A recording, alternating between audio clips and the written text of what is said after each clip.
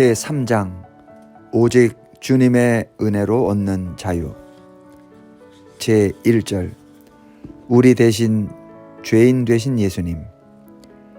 바라바의 감방에는 얼굴 크기만한 네모난 창이 있었다.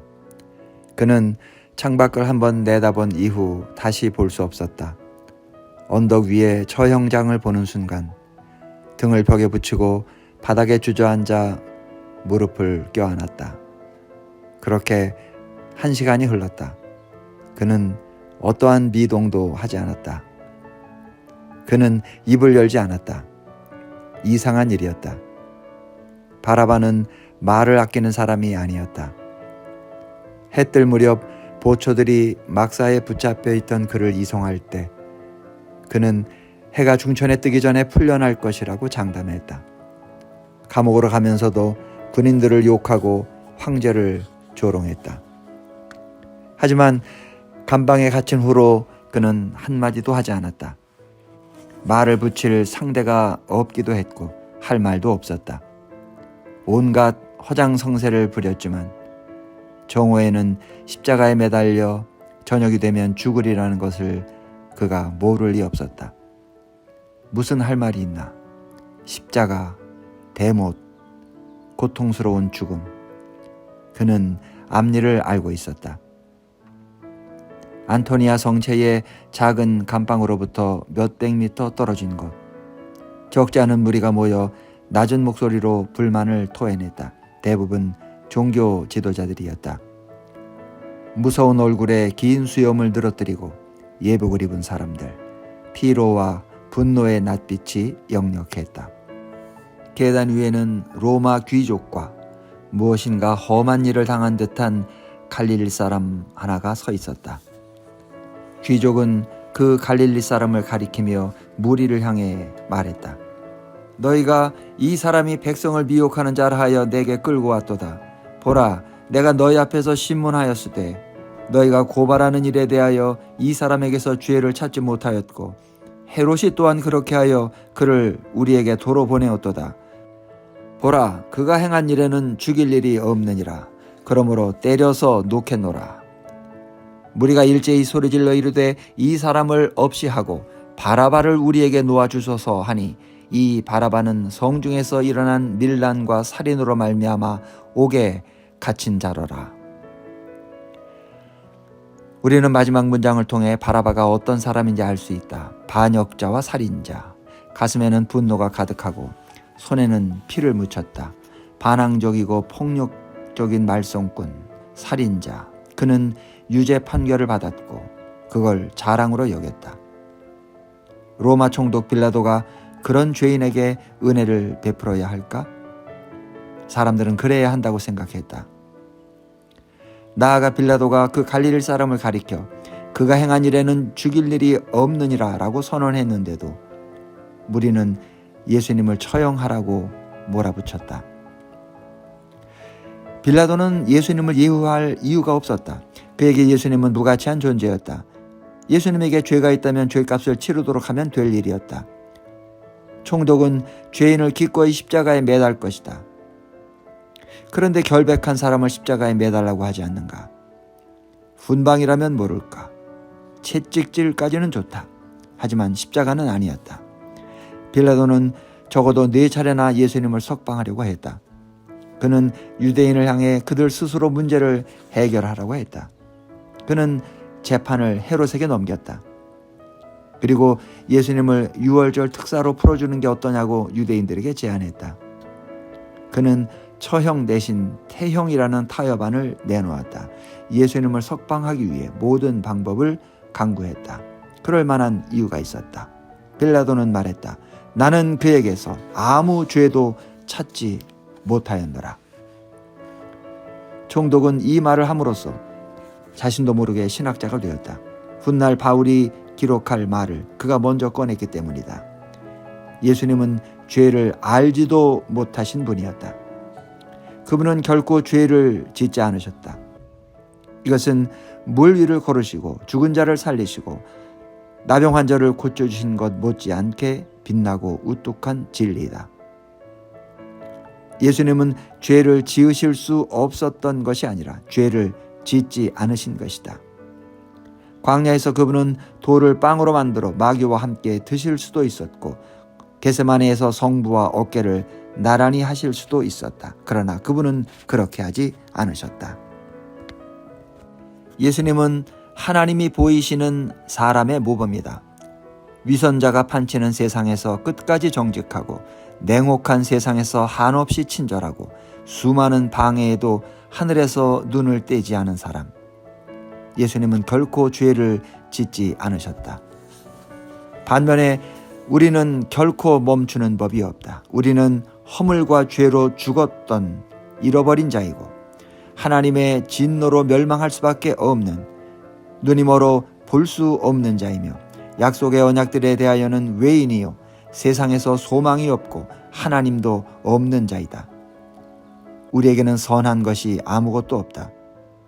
거룩하신 하나님 앞에서 우리의 최선은 배설물과 더러운 옷에 불과하다. 우리는 바라바나 다름없다. 아니면 존 뉴턴의 말대로 우리는 죄인이다. 그가 쓴 유명한 찬송 가사를 기억하는가? 나 같은 죄인 살리신 주 은혜 놀라워라. 몹시 고루하게 들리는 말이다. 상투를 틀고 도포를 입고 있는 것 같은 죄악. 현대사회에서 정말로 악한 사람이 어디 있나?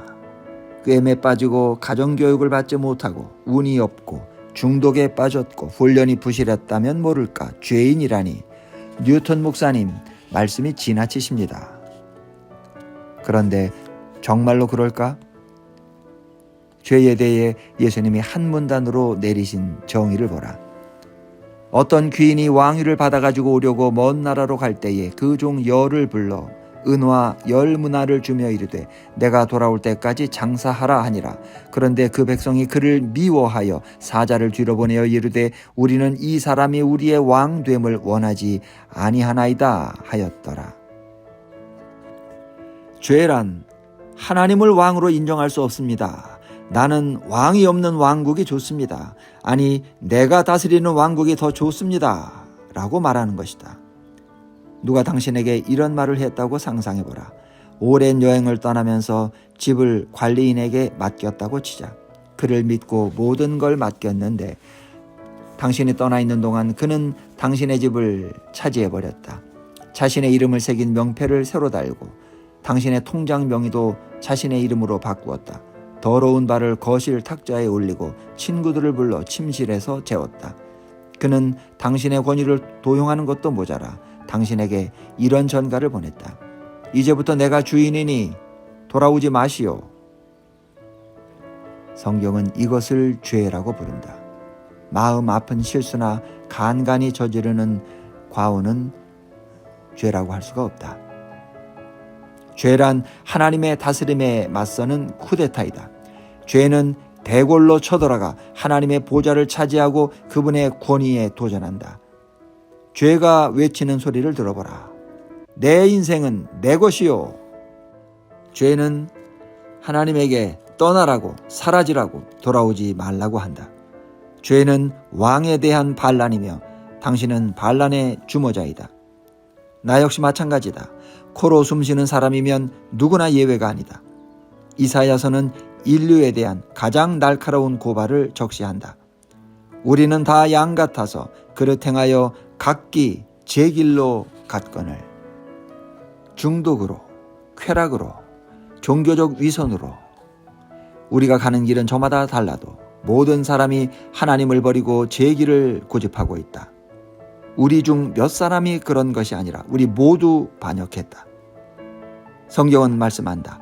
의인은 없나니 하나도 없으며 깨닫는 자도 없고 하나님을 찾는 자도 없고 다 치우쳐 함께 무익하게 되고 선을 행하는 자는 없나니 하나도 없도다. 인기가 없을지는 몰라도 이것은 중요한 진리다. 은혜의 해안에 도착한 모든 배는 죄악의 항구에서 닻을 올렸다. 우리는 하나님이 시작하신 곳에서 시작해야 한다. 우리는 자신의 정체성에 대해 알고 난 후에야 은혜의 진가를 알게 될 것이다. 우리는 반역자들이다. 우리는 바라바들이다. 우리는 죽어 마땅하다. 두려움, 상처, 증오가 쌓여 두꺼워진 감방의 사면벽이 우리를 가두고 있다. 우리는 악취로 코를 찌르는 선택과 하늘을 찌르는 교만으로 얼룩진 과거라는 옥에 갇혀 있다. 유죄 판결은 이미 내려졌다. 우리는 더러운 감방 바닥에 주저앉아 마지막 순간을 기다리고 있다. 사형 집행인의 발소리가 벽돌로 지은 복도를 울린다. 문이 열리는 소리가 났으나 우리는 무릎에 얼굴을 박은 채 들지 못한다.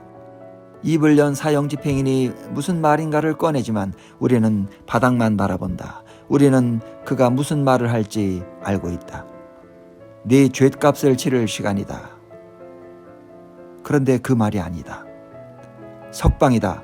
너를 대신해 예수가 잡혔다. 옥문이 활짝 열리고 간수가 소리친다. 나가라. 우리는 반짝이는 아침 햇살을 받으며 밖으로 나간다. 족쇄가 풀리고 사면 조치가 내려졌다. 무슨 일이지? 은혜가 임했다. 그리스도가 당신의 죄를 치우셨다. 어디로 가지고 가셨나? 갈보리라는 언덕 위로. 로마인들의 대못, 사람들의 조롱, 날카로운 창뿐 아니라 하나님의 진노를 받으셔야 했던 곳으로. 하나님이 이루신 최고의 업적을 가장 훌륭하게 요약한 말씀을 마음 깊이 새겨보라. 그리스도 예수 안에 있는 속량으로 말미암아 하나님의 은혜로 값없이 의롭다 하심을 얻은 자 되었느니라.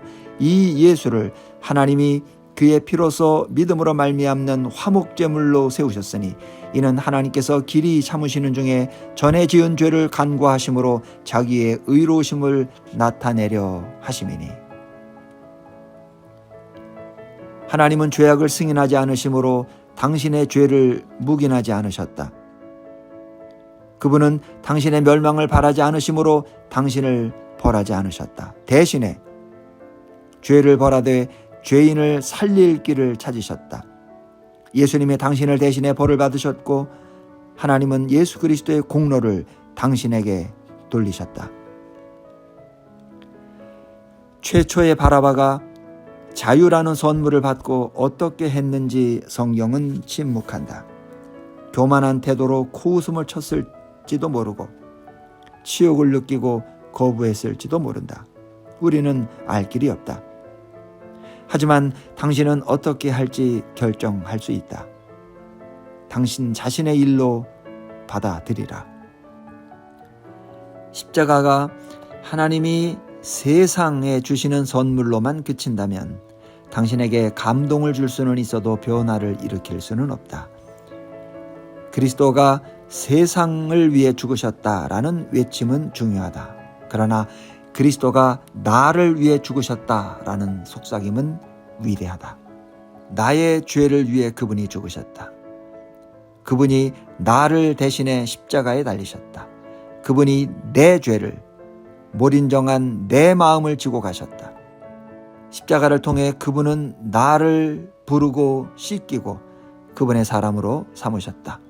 그분은 나의 치욕을 느끼고 내 이름을 부르셨다.